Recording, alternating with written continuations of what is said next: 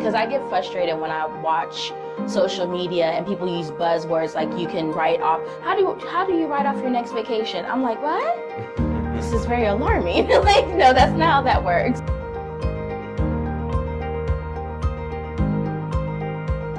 Hey, welcome to another episode.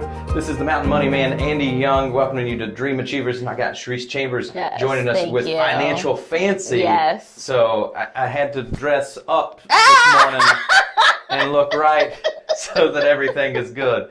But Charese, welcome to the show. Thanks so much for joining me with Andy. that. Thank you. Now, are you originally from Lynchburg, or did you a transplant? I am a transplant. I was born in Jackson, Mississippi. Okay. And the reason, let me explain, because someone was like, you don't sound like you're from Mississippi.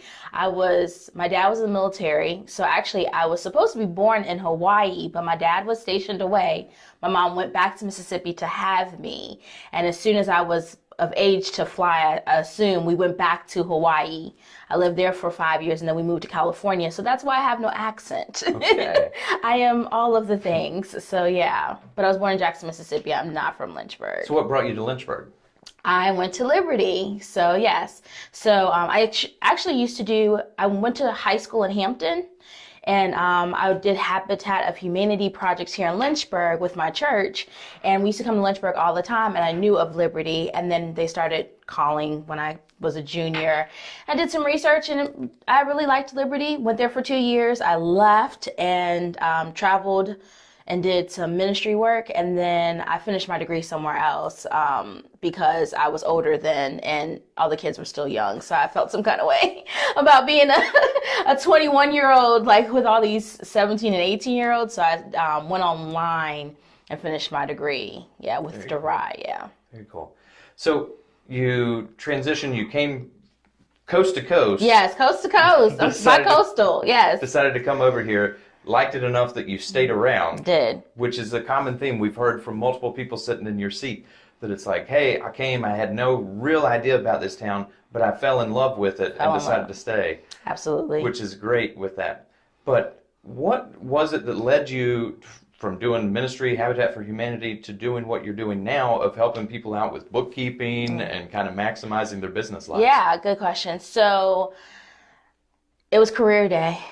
I was in, let's say, 6th grade, and this lady came in, I'll never forget it, blonde hair, pressed out, navy blue suit, and she was from BB&T.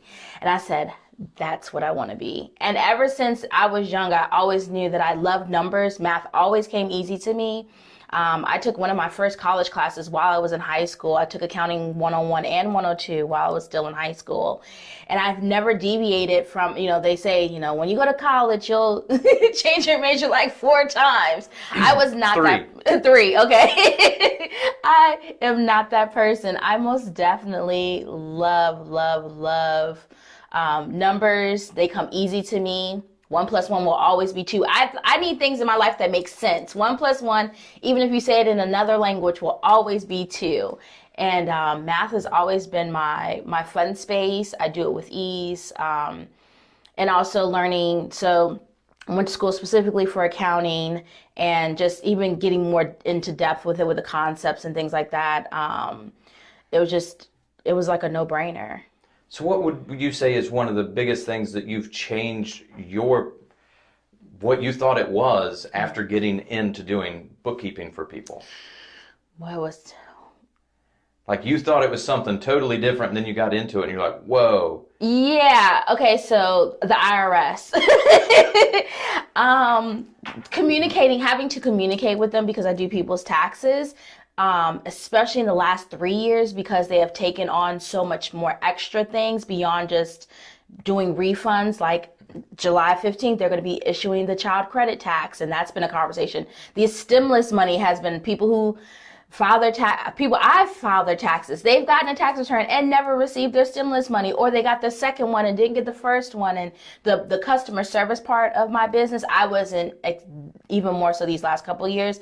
That is a part that has been I wouldn't say a struggle, but most definitely something challenging, and has brought itself to the forefront in understanding another part of my business that I never had to deal with, because doing taxes the years before, I've been doing them since 2006, have been actually just real easy. And these last 3 years, they have been a little bit more difficult. I can remember years ago, the first time that I had graduated from college and I was doing my tax return. So I was a restaurant manager for Chili's. Okay. And I went, there was an HR block that was like in the plaza behind us. And I was like, okay, well, you take this. And I remember growing up, my mom would take the box of stuff, but I don't have a box.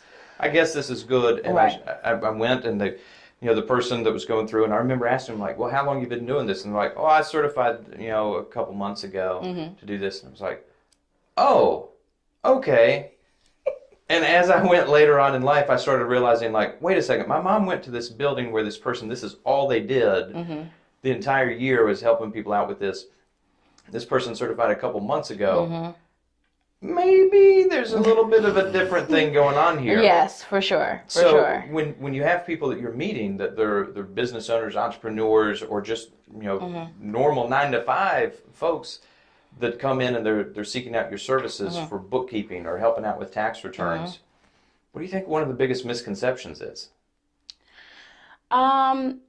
It's not even a misconception. I think it's also just an unawareness of tax code. Every year it's different. Like this year, because of COVID, the CARES Act implemented another additional $300 on top of a standard deduction. I have people who give frequently and often to nonprofits, but they can't write off $1,000. They can only write off $3. And also in 2016, when the government basically doubled the standard deduction, I haven't done an itemized return since 2017 because no one meets the standard deduction. And some people don't even understand what that even means. They're like, what are you talking about? Like, and I'm trying to there's so many ways I can say it without I'm like, does that make sense? I find myself saying that a lot. Does that make sense? Because I know that it probably doesn't for the regular person. But I worked for a tax firm in 2006 that is no longer in business. But one thing that I took away from them is asking all the questions. I was the tax preparer there that asked all the questions. And someone was like, why are you asking me all these things? And I'm just like, I want to overturn all the rocks. Like, I see you have kids.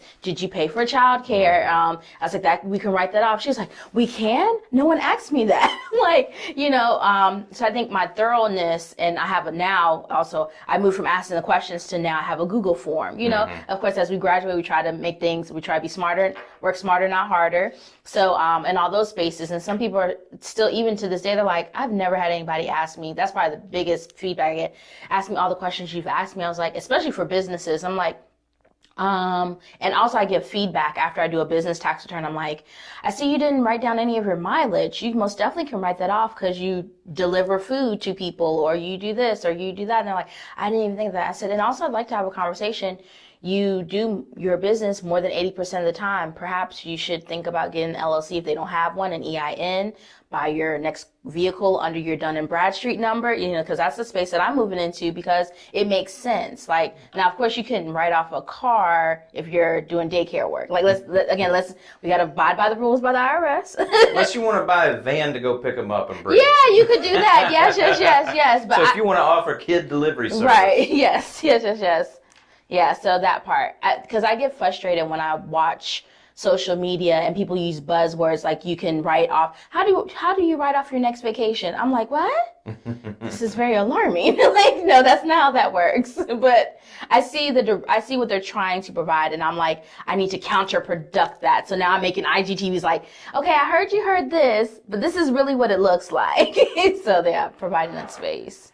Wow. So you decided, you were working for another company, you decided, hey, I'm going to start doing this on my own. I'm going to take that entrepreneurial journey, the people that I'm meeting that have done this, and this is their gig. Yes. What did that look like? First, I was already certified because I had to be with the job. So that's one grateful thing I could say that they gave to me. Finishing my degree, I finished my college backings and stuff, so I have the gumption. Downloading software, started marketing, putting myself on social media and telling people I provide these services. I really had a passion about teaching people financial education. That didn't really pan out the way I thought it was going to be. So I had to stick with the taxes because I was like, I'm going to do people's taxes and teach them financial education. And I just find like a lot of people just like, they want to know, but they don't want to do the work to know the information. So, and I understand that too, because that is a thought process, and telling people like, all right, so you can't go to the movies once a week. You can't eat out 5 times. Like, what? No. But, yeah. But moving into that space I was still working a 9 to 5 and doing taxes during tax season, and just creating those systems and structures, taking clients, getting their information, giving it back to them. So stuff that I learned from the place that I had worked at. And I did that for several years. I just became a full-time entrepreneur 4 years ago. So you do the math. Don't be trying to figure out how old I am. But yeah, so and each year I get better. I find better systems, and better software to keep, because I got people's social security numbers. I got all their things. So, that's something I have to keep in mind, as I grow too. And I actually made a decision that I'm not going to be taking any new tax clients unless they are already someone I do. Either if they hire me on as a bookkeeper, that is a service I add with their bookkeeping, which is great because most people have a CPA and a bookkeeper, and I want to be all the things because I could do both. But that beginning space though was systems, structure. What does that look like? Yeah. And I'm still learning it. What do you say? I ain't figured it out when I first started. I'm still trying to figure it out because COVID happened. Yeah. COVID did something to people that topsy-turvy, things that you thought you knew, and also my clients were kind of 50-50. 50% of my clients are here in Lynchburg, but 50% of my clients don't even live in the state of Virginia.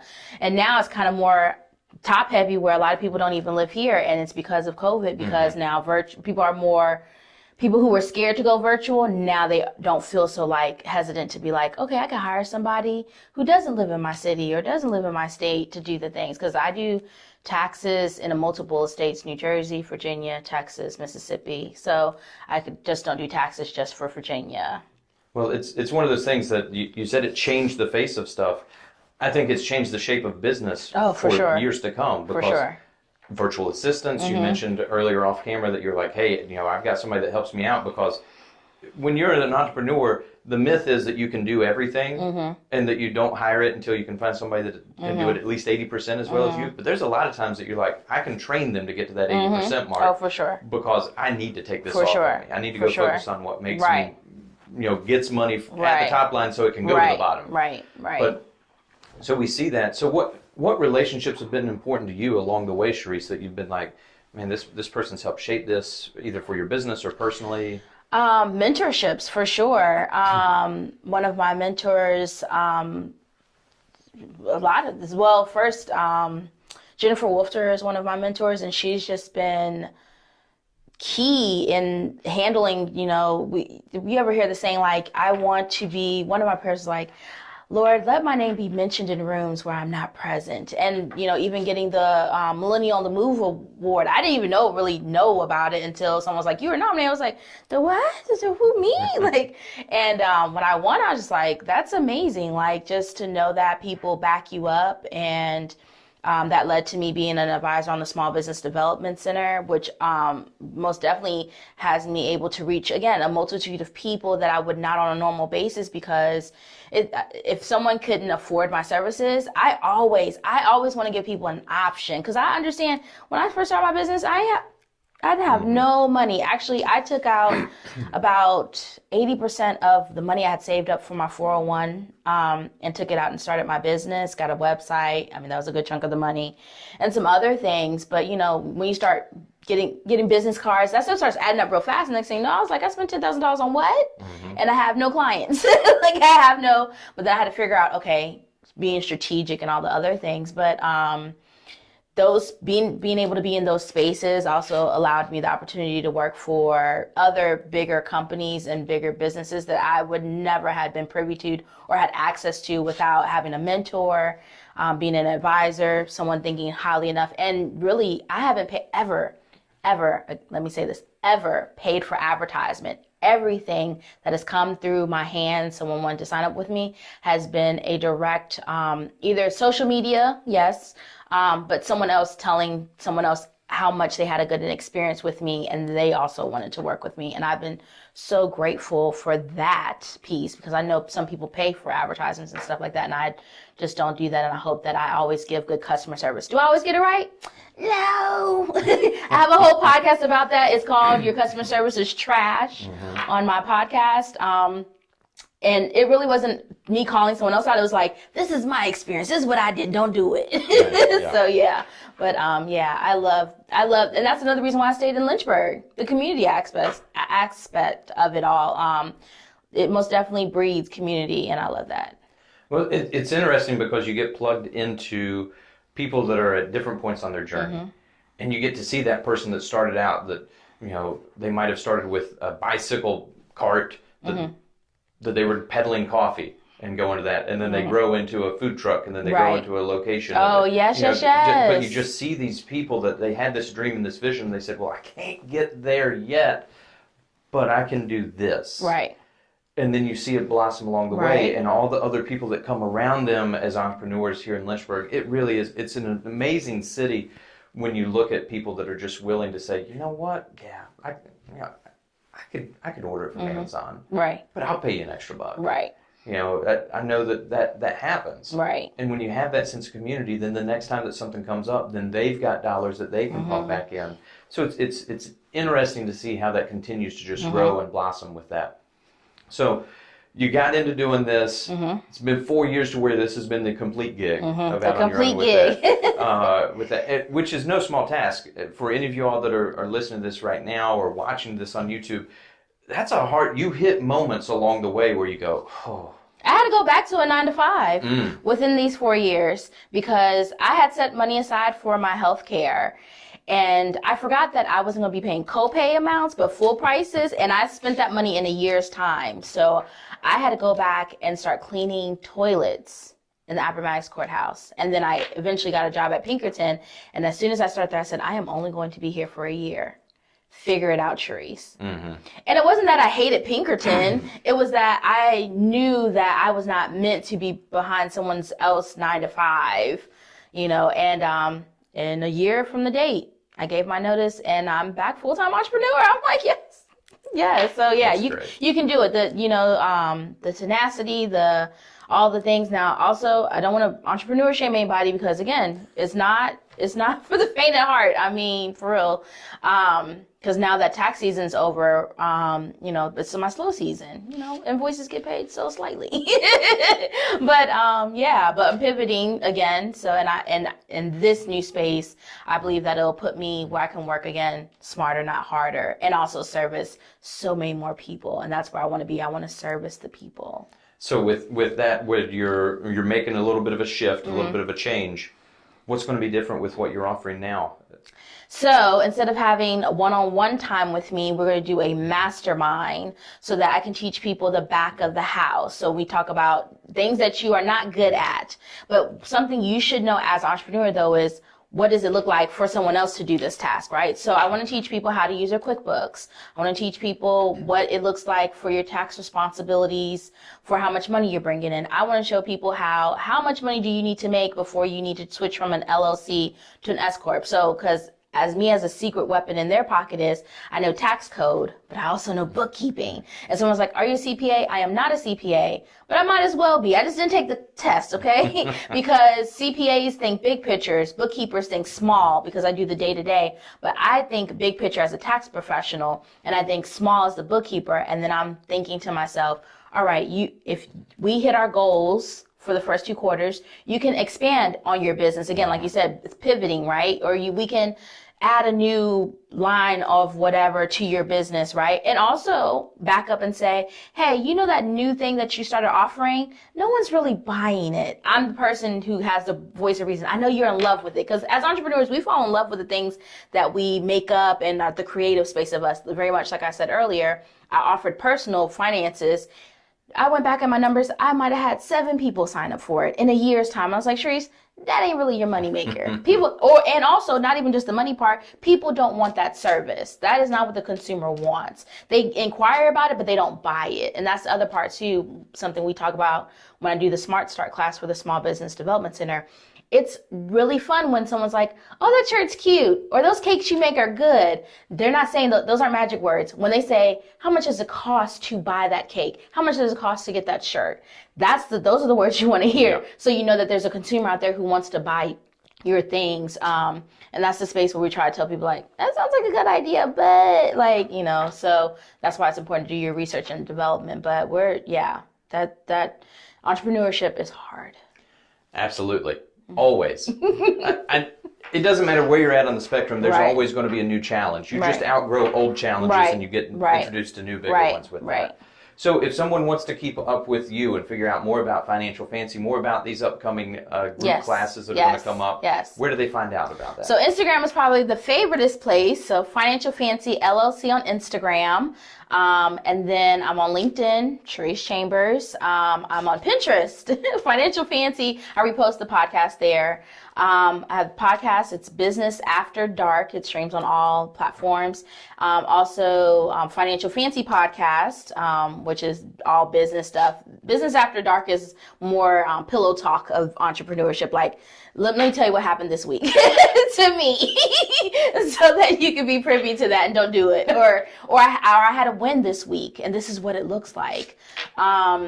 Also, I have a website, financialfancy.com. You can schedule an appointment, and I will be all of July mentioning about the masterclass that will start August 1st, and it's going to be all the things. I'm going to release the syllabus and all the things, and on social media, so people will see if it's something they're interested in. And it's a good time to do it now because January is right around the corner. And you're going to need to be getting them receipts together to do taxes yet again. And I bet you some of y'all ain't even filed your taxes either. I ain't going to tell nobody. I have some extension tax returns I'm still doing too. So, yeah, all the fun things. But, yeah, all those social media platforms they can find me on. So what she just said, we're going to have a link down below to all of those different platforms. So I want to make sure for all of you that know that I preach on that of saying be proactive with your tax planning. Don't be reactive. This is an opportunity for you to do that. Yes. So Charese, thanks so much for sharing that information with everybody. And until we catch you down the road next time, this is Andy Young, the Mountain Money Man, wishing you a great day.